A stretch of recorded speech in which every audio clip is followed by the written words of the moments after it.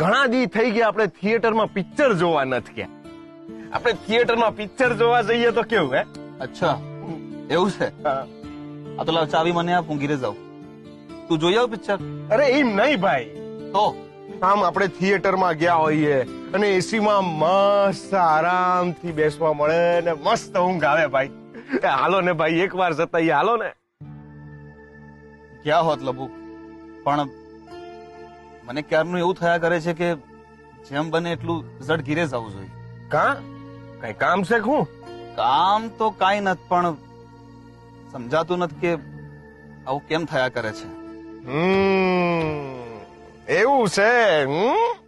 આ એવું છે એટલે હું છે? એમાં એવું છે ને રુદ્રભાઈ કે આપણી ગમતી વ્યક્તિથી આપણે દૂર જઈએ ને એટલે આપણા મનમાં કચવાટ થયા કરે.